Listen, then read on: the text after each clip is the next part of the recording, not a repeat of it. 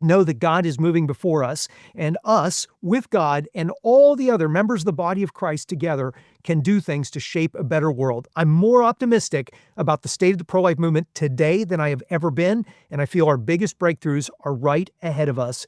Don't miss this moment to be a part of shaping the course of history and building God's kingdom here on earth as it is in heaven. Hi again, everybody. Welcome to another episode of the Narrative Podcast. Mike Andrews, David Mahan, and we're joined by Troy McIntosh today, Executive Director of the Christian Education Network. Fellas, first and foremost, how are we surviving all the snow and cold that we've been dealing with this week? Snowmageddon 2026. Looks like you still got some in your beard. Man, I mean, we don't have a huge driveway, but I got it. Like the white hair. Okay, Mike. But, that's been rough on the guy. I've had the back issues lately, so it's been rough. You couldn't leverage that to get like a snowblower or a new tractor or anything? You got to work on the wife with that. Got other toys. I read you. Well, hopefully everybody out there is staying safe and warm.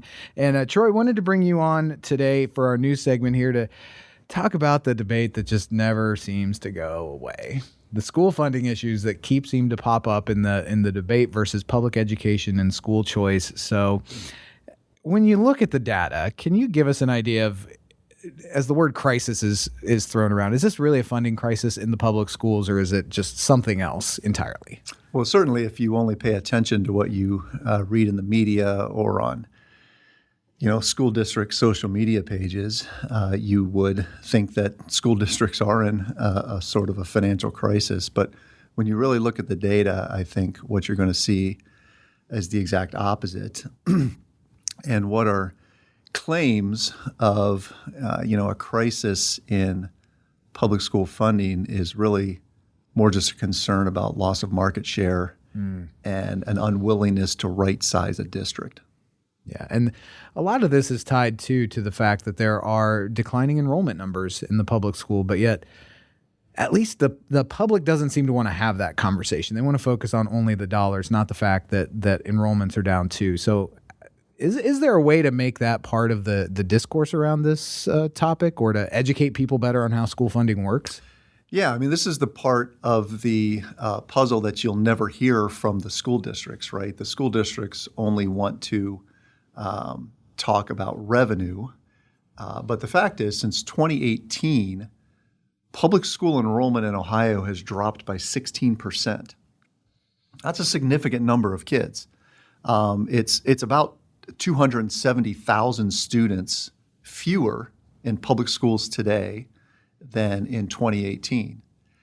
During that same time period, though, both state and local revenues have continued to increase, sometimes at significant amounts. And so, but you never hear, the concept that enrollments are decreasing. When a district talks about these deep state funding cuts, this is typical government jargon because they actually aren't cuts. They're smaller increases than what they would have expected or what they had hoped for. Mm-hmm. So you hear a lot of talk about the Fair School Funding Plan that the General Assembly declined to fund in the last budget. Part of the reason they did that is to pay for the full Fair School Funding Plan, it would have been an extra $2.5 billion in state revenue, because there are no cost controls built into that plan. It essentially takes information from the local districts on how much they're spending and then builds the budget off of that, rather than building a budget and having districts form their spending around that. So there aren't any cost controls built in. If a district continues to increase salaries or capital expenses or whatever, that gets put into the Fair School Funding Plan, and the state doesn't have any control over that. They're at the mercy of the local district. So the fact is, if you look in the last 8 years, funding continues to increase. Ohio, in the last biennial budget,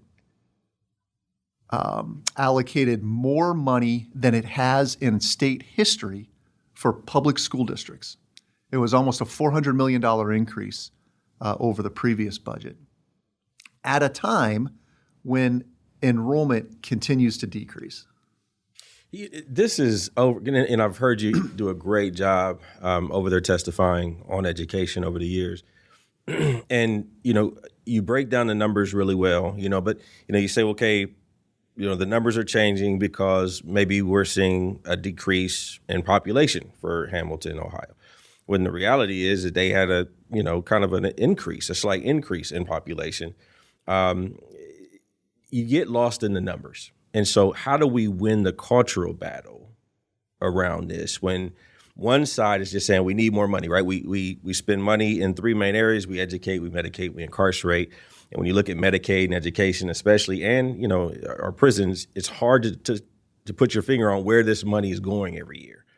And so if all you need are the same basic narratives, right? We can't cut education. We our kids are vulnerable. They need, and so we just keep dumping more and more money into these bins based on the same weak narratives. Mm-hmm. And then when you get up there and you start breaking down all the numbers and everybody's eyes start glazing over, right? How do we win the cultural battle as to, the reforms that are necessary in education, how we do education in Ohio? Sure. Well, I think that everybody in the state wants our public schools to be successful, right? Even those who send their kids to private schools or who work in private schools like I did, we recognize the valuable role that public schools play. But we also have to recognize the reality of the financial situations in those districts. And let me give you an example. The Hamilton City School Superintendent has been pretty vocal over the last several weeks about complaining about the amount of money that the state is sending her district for her school district. And she'll, again, refer to these deep cuts the state have made based off of, the assumption that they would be getting this fair school funding plan in place. So, but here's some, and this is, we have to be willing to understand the data. Since 2018, Hamilton City Schools has lost nearly 1,800 students. That's 18% of their population. During that period, their spending per pupil increased 33%. During that time, remember, they lost 18% of their school population. They added 10 school administrators. So the per pupil spending on administrators rose 47% in that 8-year period. So districts, that's why I said they're not willing to right size. When any other enterprise, including private schools, but any business that you think of, when you're losing market share, you have to be willing to reduce spending. You have to be willing to find efficiencies and manage, according to your new market share. That's not what public schools are doing. They're becoming increasingly top-heavy. And this mirrors a nationwide trend. When you look nationally, the spending on the administrative class in education is, if you look at on a graph, is going up significantly, while spending in the classroom and even spending on teacher salaries has been flat for 20 years. But we have this huge growth in the administrative class. Districts have to be willing to address that and say, no, we're losing students, but we're going to put more money in our resources into the classroom rather than into the central office. That's not what so many districts in Ohio are doing, including Hamilton. Yeah, it's not a funding issue, it's an allocation issue. Is that a fair way to describe it, Troy? For sure. Yeah, because families rightly want that money to affect their kids' performance in the classroom. Like that's what we see with all the statewide testing where we've noted how poor students are performing on basic proficiencies in math and reading throughout the state. And yet as schools get this increased money from the state, they're not investing it in their classroom. They're investing it in the administrative class. Yeah. And so not to belabor Hamilton again, but they're indicative of so many other districts in Ohio. Since in just the last 2 years, so just over the last biennial budget, their share of the share of their total revenue that came from the state actually increased from 59% to 66%. So today, as of last school year, fiscal 25, the state provided Hamilton over $10,000 per student, $10,177 per student. And that's just state money. And that's just state money. If you throw in federal and local money, it's about $15,500 per student. And yet they'll decry the Ed Choice Scholarship Program as this big drain on public schools when the average Ed Choice scholarship is less than $5,000 per student. So the state is actually saving money when a student takes an Ed Choice scholarship as opposed to enrolling, at least in this case, in Hamilton City Schools. And it's not affecting either the share of revenue that a district like Hamilton is getting from the state or the actual dollar, the discrete dollar amount that they're getting from the state.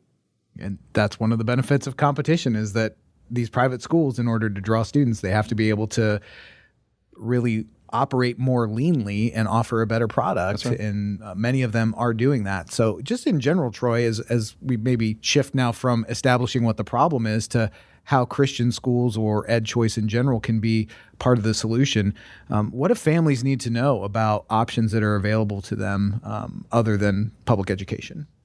Yeah.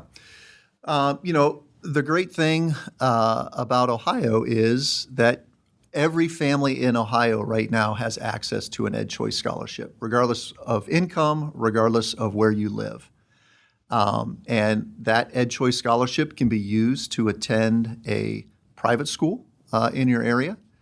And on top of the Ed Choice scholarship, we have the scholarship tax credit program that a student can receive a scholarship through a third-party scholarship granting organization like the one that we operate at the Ohio Christian Education Network. Those SGO scholarships can be used to help fund the difference between a student's Ed Choice scholarship and the actual cost of the tuition. So I would say, if you're happy in your public school, that's great. We want your public school to be successful and to successfully educate your child. If you're not, if you want to check out for so many reasons, your child isn't being served well, they have certain needs not being met, just spiritually, you want your child in an education that is grounded in a worldview that aligns with yours, then I would encourage you to consider those options in your area for Christian schools.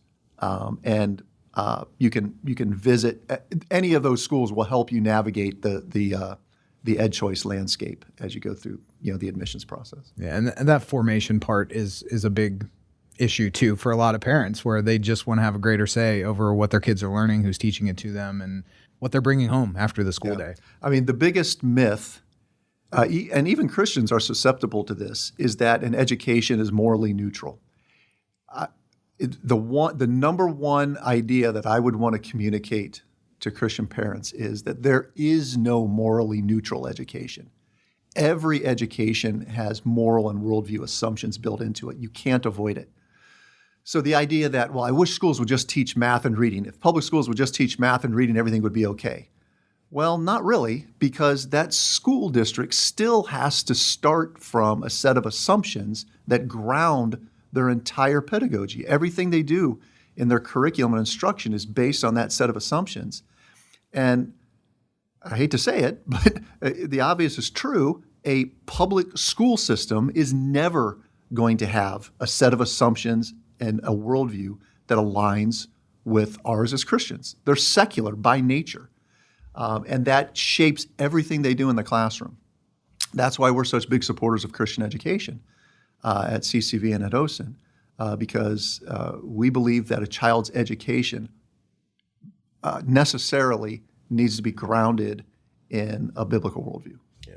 Now, in addition to the state SGO, there's a federal, right? There's a federal SGO, but in terms of the state side, when is the cutoff for when we can, families can take advantage of those SGO opportunities? Yeah, so our OSIN SGO is certified by the state. So you can make a gift to our SGO, or really any SGO, but we would love if you gave to our SGO because we support Christian schools. You can actually make a gift up until April 15th or whenever you file your state taxes, and you can retroactively apply the credit you receive to last tax year. So when I'll sit down in a couple weeks to do my 2025 taxes, I'll make a gift to OSIN SGO that morning. I'll complete my tax work that afternoon. I'll file it. I'll apply that credit dollar for dollar so it doesn't cost me anything. If you want to learn more, just go to ocen.org, click on the SGO tab. It'll explain everything there. But you can make that all the way up until April 15th. And our goal this year is to give out $7.5 million in scholarships, and we would love to have you be a part of that. Wow. That's great stuff. Great information, Troy. Thank you for taking some time to unpack it with us, and hopefully our listeners can understand a little bit more about what's going on with the school funding debate. And David, I'm sure this is kind of overlaps with your work, even if it's not truly in-school choice, but you deal with this all the time as you're trying to just bring facts and logic to these issues that you're dealing with across the street at the State House, that sometimes you just got to be a broken record and say the same thing over and over again until you start breaking through. And though we've done a lot, we do have a Christmas list of things that we like to see, and that'll probably take some time, but. Yeah. Well, great conversation. Thank you both for being part of it. We're going to keep things going as after the break, we're going to talk with David Bereit about a number of issues that are going on in the pro-life movement. And we're looking forward to having David on the program and hope you'll stick around for the conversation. Pastors today are constantly pressured to stay out of politics, even as their congregations face confusing cultural issues that can only be navigated with solid biblical wisdom. Hi friends, Nick Spencer here, Director of CCV's Tom Menery Fellowship for Cultural Engagement. The Tom Menery Fellowship helps pastors understand the times and shepherd their churches with foundational truths from Scripture. This program brings pastors together in regional cohorts where they gain biblical insight, practical guidance, and the confidence to speak wisely into today's unique challenges. Ohio pastors can join a community of leaders committed to courage, clarity, and connection. Learn more and apply today at MeneryFellowship.org or click the link in the show notes for more information. If you've got something to say, we want to help you say it. Hi, I'm Vince Tornero. Since 2018, Wessler Media has been helping churches, organizations, and events amplify their message online. Thinking about starting a podcast, need help with social media or video? My team and I produce thousands of hours of audio and know how to create the content that will get the views, clicks, and shares that you are looking for. We just so happen to produce the narrative too, by the way. So if you're interested or just want to ask questions, get in touch. WesslerMedia.com. That's WESSLER Media.com. And we are back on The Narrative. Mike Andrews, David Mahan, joined by Peter Range today as well. Peter, your fan club really sounded the alarm and got you back on the podcast. So tell both of them good job for getting you back into the rotation here. It's good to have you with us for this conversation. Hey, once or twice a year, I'll take it, Mike. Just want some time with you and David. Well, we are grateful also to be joined by David Bereit, who's Executive Director of the Life Leadership Conference and an internationally respected pro-life leader, strategic advisor, and dynamic communicator. David, thanks for the time and for joining us here on The Narrative for an important conversation about the Hyde Amendment. Well, thanks for having me, but you forgot one of my most important biographical facts, that I am a huge raving fan of the Center for Christian Virtue. So that's got to be said right up front. Hey, let the lips of another man praise you. Glad that you said it and not me. We appreciate that. But you bet. We've been having some conversations here in the podcast. We've mentioned the Hyde Amendment as there's been some developments with that in the whole budgeting process in the U.S. Congress. And David, in your own words, for listeners who maybe haven't been up on that or have missed some of those episodes, can you just kind of give us an overview of what we're talking about when we're talking about the Hyde Amendment? Yeah, so a little bit of history. Congressman Henry Hyde from Illinois, when he was a freshman congressman, introduced legislation. Little did we know it would become what we today refer to as the Hyde Amendment, but essentially saying the American taxpayer should not be forced to directly fund abortions. And so in the 1970s, that protection by wide bipartisan support was enacted federally and has been largely the law of the land, albeit with a few minor changes over the years, but that's been the law of the land for a long time. So we've had debates about, can you give taxpayer funding to abortion organizations like Planned Parenthood, but that's fungible money, and that was a big debate last year, of course, over the big budget bill. But the Hyde protections have largely been in place most of the time since the 1970s. Overwhelming public sentiment supports taxpayers should not be forced to underwrite the direct provision of abortions, killing a child, harming a mother, and bipartisan support for a long, long period of time. All of this really came to a head just over these last few weeks as the U.S. Congress, House and Senate, are debating the issue of Obamacare and extending subsidies. So what happened during the Obamacare debate, and it was a big debacle, was there was a big question of whether taxpayer funding could fund plans that included direct abortion provision. And that was one of the first times there were some cracks in the Hyde protections and amendment. But of course, now with a majority of so-called pro-life people in the House and so-called pro-life people in the Senate and administration, we should be able to make sure that taxpayer dollars do not get used for the provision of abortion. However, because there's such narrow majorities in the House and Senate, there's been a lot of pressure of people saying, if we don't extend these Obamacare subsidies, which are controversial in and of themselves, but if we don't extend them, all of a sudden insurance premiums are going to go through the roof for people. And of course, that's a financial pressure for anybody who's saying, oh, am I going to be reelected or not? And if people's insurance bill goes up significantly. So the challenge was all of a sudden, you had this question mark of the Hyde protections. And the Democrats did not want the Hyde protections in there as a party that promotes abortion and wants taxpayer funding of abortion. But regrettably, we had a difficult situation where President Trump at the House GOP retreat said to the representatives, we might have to be a bit, quote unquote, flexible on Hyde. And that shocked and dismayed many elected officials and certainly a lot of pro-life leaders as well, who were concerned about, oh my goodness, what are we here for if we're not going to protect taxpayers from directly funding the destruction of children and the harming of women? So that's been the big debate.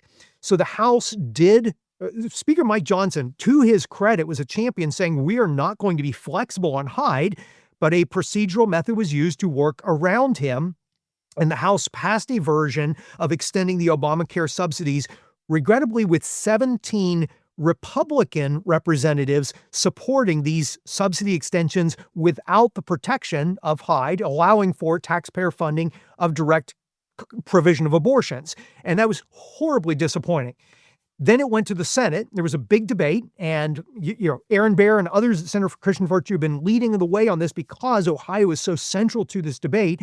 But right now, the Senate has essentially punted and said it's going to be a few weeks until we make the vote and the decision. But really, we're at a critical time to say, are we as Americans going to stand up for, a nation that was established on a right to life? Are we going to make sure that we protect that right to life and make sure that we stand for this widely accepted in the public, historically bipartisan supported Hyde protections in any healthcare debate or subsidy extension? So that's like a long story made a little less long, but that kind of sets the stage for where we are today. Well, and just to emphasize some of the points that you made there, David, first and foremost, taxpayer funding of abortion long been one of those issues where both sides of the aisle actually agree that taxes shouldn't fund abortion. So there's a poll last year that found 57% of Americans, including 41% of those who consider themselves pro-choice, oppose using tax dollars to pay for abortion. So this really is a bipartisan issue.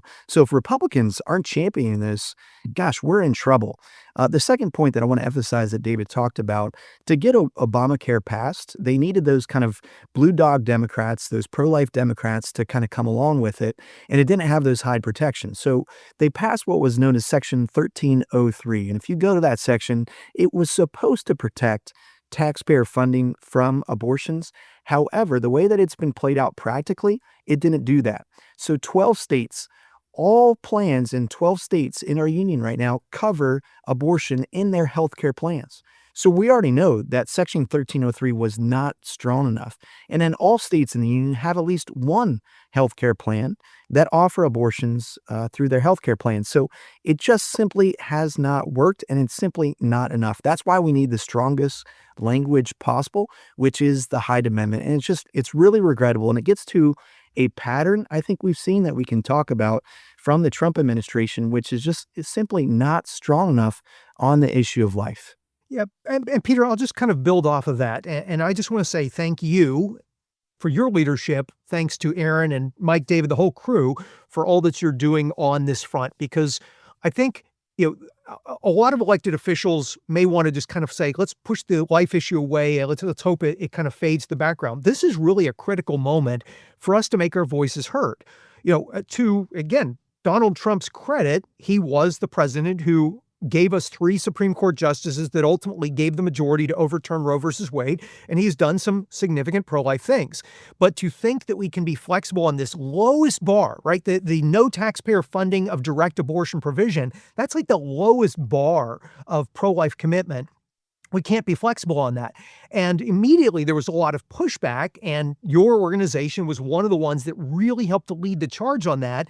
And the administration did publicly acknowledge, wait a minute, we got to clarify a little bit what this position is, because they were feeling the pressure on this.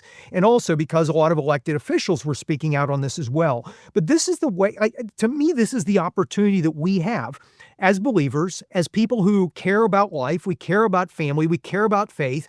These are the moments where we have to make our voices heard. The darkness will only prevail if good men remain silent, right? So let's not be silent. So this is a moment while the Senate is deliberating over these issues to make sure you're contacting your 2 U.S. senators and saying, no taxpayer funding of abortion in any healthcare discussion. That's not a for or against a specific piece of legislation. It's simply a principle that everybody can agree on and we can stand for. But we've got to make our voices heard right now. Some of the little maneuvering we've been hearing from within the Senate of some of the negotiations and the debate really was similar to the provision you were talking about, Peter, in the Obamacare debate. It's unacceptable because in practice, it would not protect taxpayers from funding the destruction of children and harming of women. So we've got to make sure those provisions are there, and this is our moment. Make our voices heard, and together with God, all things are possible, even ensuring our taxpayer dollars are protected and are not used to destroy human life. David, I was going to ask you, is Donald Trump a pro-life president? I'm not going to do that, though. But what does it mean to be pro-life in the Republican Party? How do we get here, right? So when President Trump, kind of backpedaled and watered down, we've been talking about this for months, but when he watered down the platform, right? I know there were several in the movement that really bumped heads with the FRC, Tony Perkins and those guys. But when I had a lot of the conversations here around the State House, the GOP was really upset with me for how critical I was being with them. Just, as we were having these conversations, not publicly, but just on the phone. I was getting beat up by a lot of our friends. And what I had to communicate to them was, this is beyond just one person, making negotiations. That was an unforced error. And the issue that I saw was that I'm going to have to fight knuckleheads across the street for years on what it is to be pro-life or not. And if he sets the bar, if the president sets the bar for what is pro-life in America, we already have folks that are really weak and squishy on some of our conservative issues. But the litmus test has always been life. And the arguments that I'm hearing now from at the State House, as well as from some of our congressmen, as to why it is okay to use human lives as a bargaining chip, when everybody around is saying, why this, why now, when we're running everything. How do we get here? Like, what does it mean to be pro-life in the Republican Party now? You're asking all the right questions here, and I'll do my best to try to answer a few of them. So, without answering the question, is Donald Trump a pro-life president, we can still dance around it a little bit. So Donald Trump is the art of the deal, right? That was his book. That was his whole thing. He likes to make deals. He likes to do things transactionally. So when he was first running back in 2016 for president, there were a lot of social conservatives who are very concerned about his history of being pro-choice and his playboy kind of tendencies. And one of the things that he did to help satisfy okay, we're at least willing to consider voting for you, was when he made the public pledge that he would only appoint justices of the Supreme Court who were pro-life. And I credit Marjorie Dannenfelser and others behind the scenes who really helped to get him to that point. And to his credit, he delivered on that. And even as he came back into his second administration this time around, he even said, well, I gave the pro-life movement what they wanted. I gave them the overturn of Roe. Now it's a states' rights issue.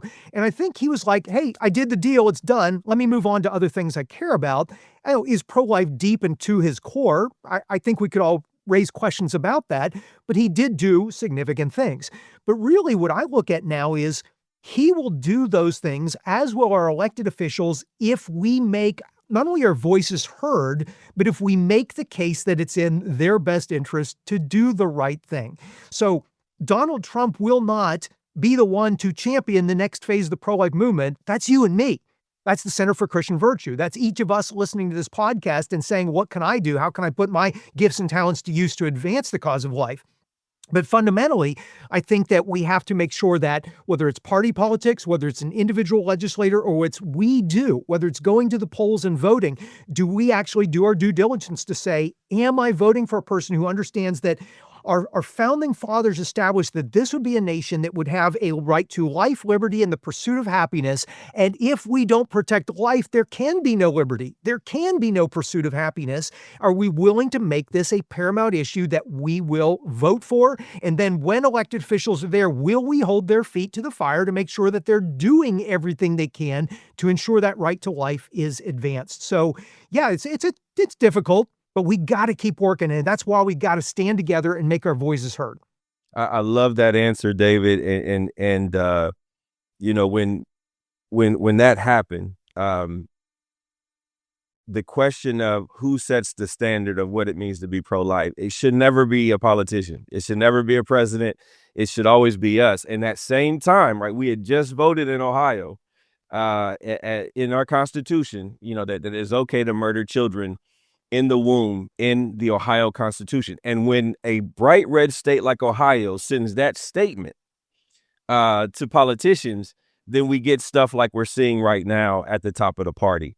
And that's frightening. So thank you for those. Yeah, I'd like to add something to that. And this is one of the reasons that I think the work that your organization does is among the most important frontline work in the United States of America. And I'm not saying that just because I'm on your podcast. I believe it. And I've talked to Aaron about this. I've talked to Peter about this. When Ohio went through that bitter defeat, it really illuminated to the entire nation that we can make progress legally and even policy-wise, but we have not yet won enough of the hearts and minds of Americans. And we also have to address there are cultural conditions that must be fixed if we are to change the hearts and minds of people around the issue of life. And fundamentally, if marriage and family continues to break down at the rate it is, guess what? People are living lifestyles that will continue to lead them to want to have access to abortion.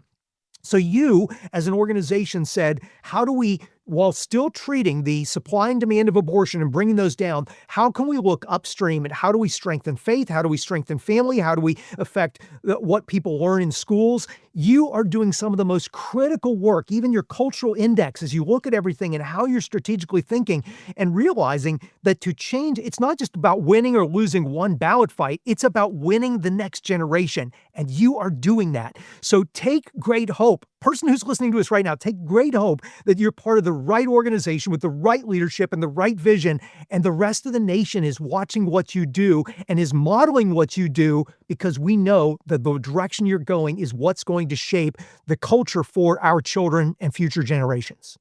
Yeah, so well said, David. The thing that I'm struggling with now, because I think, cultural change happens two ways. It happens from the bottom up. So everything you just described, that's our work here at CCV, working with people on the ground, trying to improve marriage and family, our Hope in a Future report, all those things.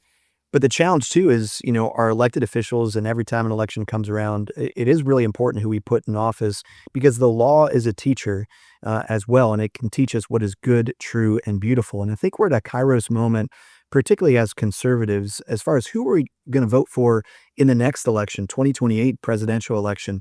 Are we going to accept a candidate that takes the position of a Donald Trump once again? And Donald Trump very clearly compromised on the pro-life issue because he felt like he needed to do that to get elected in this last election. And so will our Republican operatives kind of feel like they need to do that in the next election as well?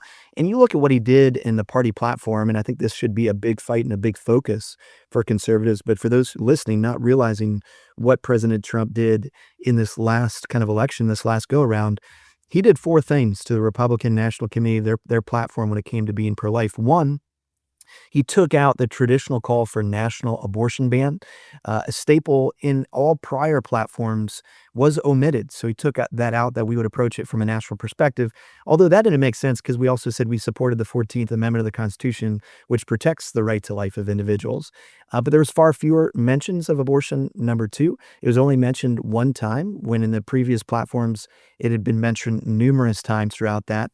He also shifted the focus to state rights. The 2024 platform emphasized that abortion policy should be handled at the state level rather than advocating for a federal prohibition. Number 4, he softened the language on reproductive issues. So the platform also pairs opposition to late-term abortion with support for policies like birth control access and in vitro fertilization, again, moving away from a strict kind of anti-abortion framework. So, to put this kind of in context, there's a quote from Ernest Hemingway's novel, The Sun Also Rises, where one character is asking another, how did you end up going bankrupt?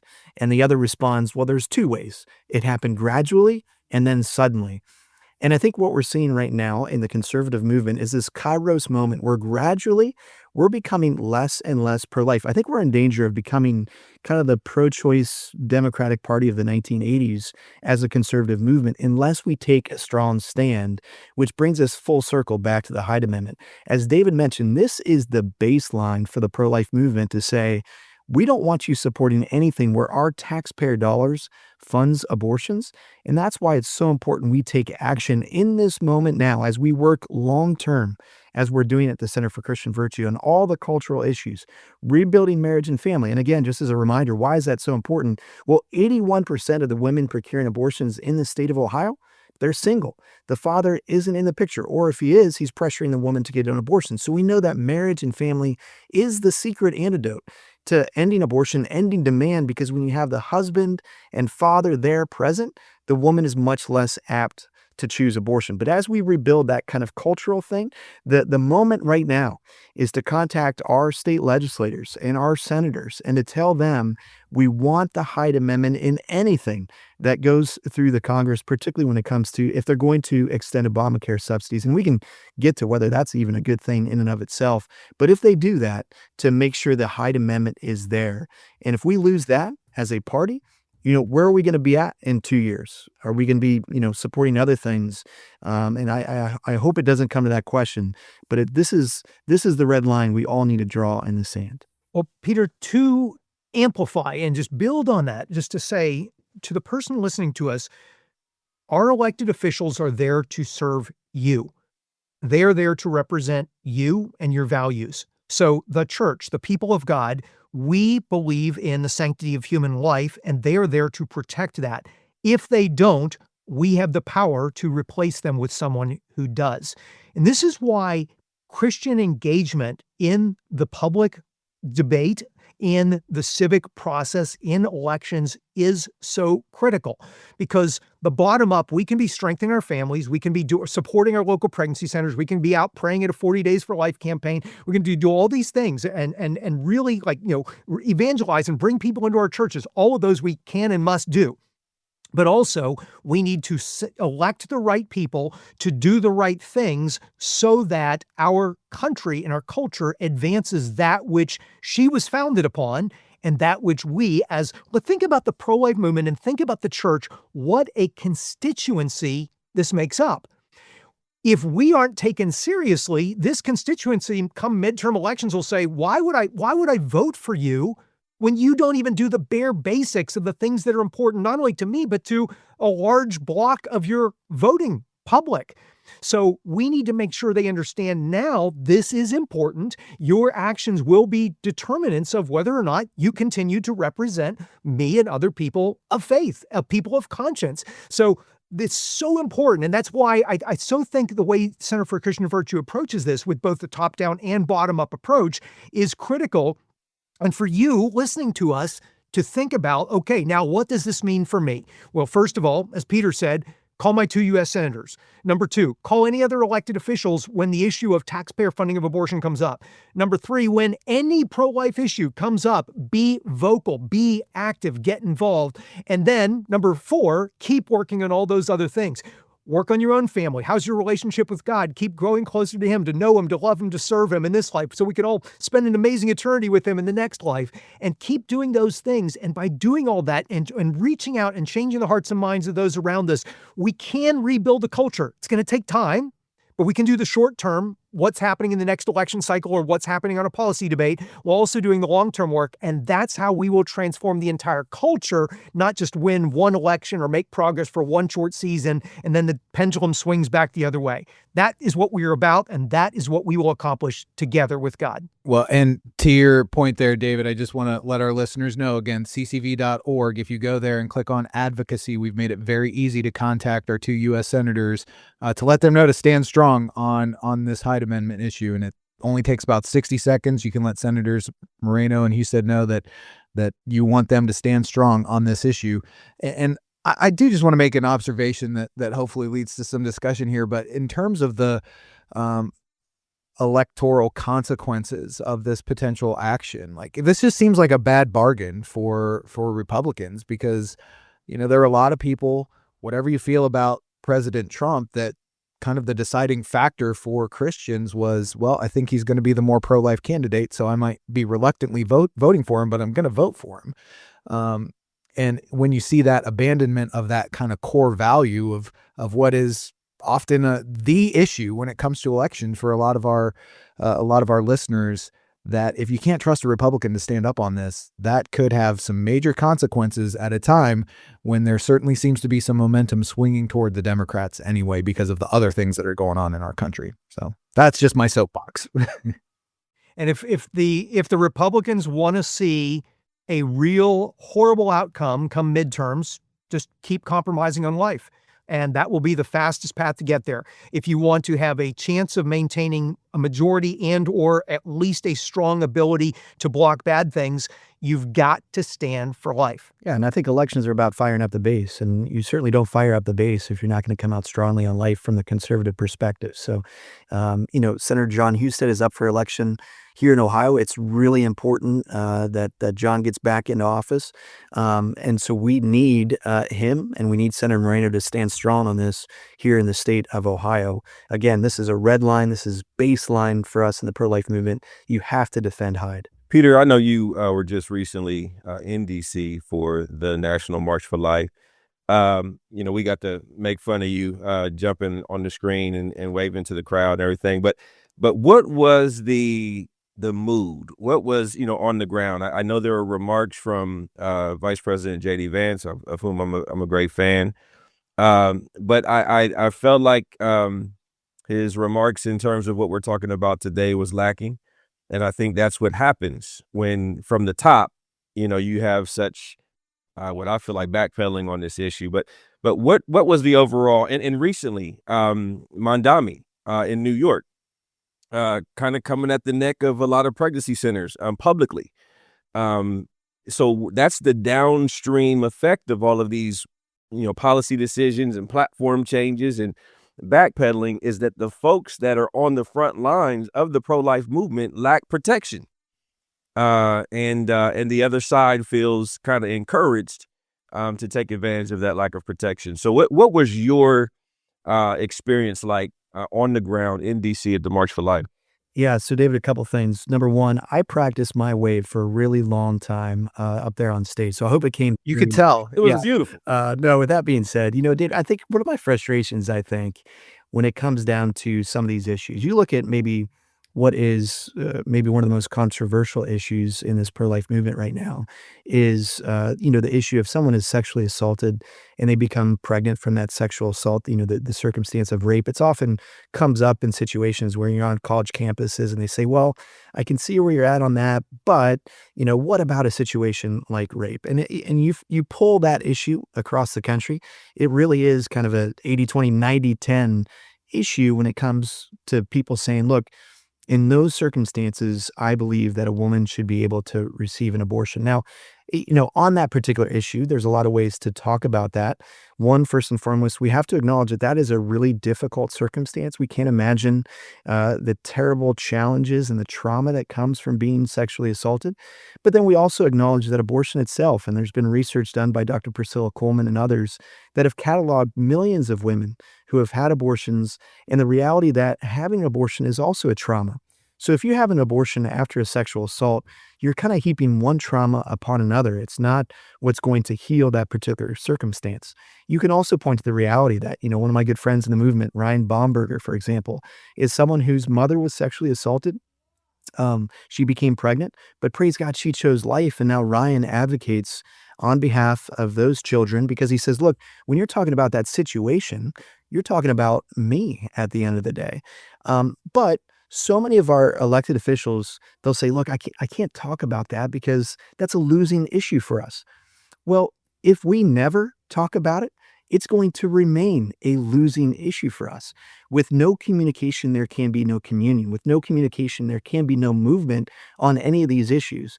So when it comes to the life issue, if we're always looking on the conservative side for compromise, we're always looking, well, where is that sweet spot? I think even Jeb Bush one time in a presidential, debate said, the sweet spot on the issue of abortion is I'm pro-life except in these particular circumstances. He actually said that on stage. We're not looking for a sweet spot. We're looking to do what is just, what is right. And I think when we look to stand for what is just and right, God will honor that. Certainly on the left, they're not looking for compromise on this issue. They're saying we want abortion through all 9 months of pregnancy. We want taxpayer-funded abortion, even if that isn't popular. We mentioned the polls earlier in the show that that's not a popular position, but that's literally what they advocate for. And they're also attacking, as you just mentioned, our pregnancy centers. Senator Elizabeth Warren said that these are dangerous centers that are lying to women, when in fact, here in the state of Ohio, there's 133 centers that are providing each year in and year out, $21 million worth of free services to mom, dads, and babies in need. So we have to stand boldly for life, particularly at this time, because that's how you move the window to get people to understand and appreciate the dignity and value of every single human life. You don't do that by compromising at the end of the day on this issue. So to get to your question, sorry, that's a really long answer, but the mood at the March for Life. Number one, it's always amazing for me to see so many people that came, even in the impending snowstorm that was coming, who still came to March for Life. That was terrific. That was awesome. There was excitement, I think, to hear from President or Vice President J.D. Vance there at the march. And I think, every time I've listened to J.D. and even some of the comments that he makes, it seems to me at his core, he is deeply pro-life. But he's also a pragmatist. He also, he's a very good politician. He sees what can or cannot be accomplished. But there was one individual who was actually yelling at him during his talk, and he was talking about the abortion pill and why the administration hasn't taken more action on the abortion pill, which I would say I 100% agree with that. And if I could sit down and have lunch with JD, and JD, if you're listening, I'm certainly open to that. But I would ask them about the abortion pill and why we haven't taken more more action on that particular issue. But to JD's credit, you can see that even he himself, I think, is battling with that because he paused his very, prepared remarks to address that. He said, look, there's somebody who's yelling at me in the crowd, and there's going to be debates about what we can do and when we can do it.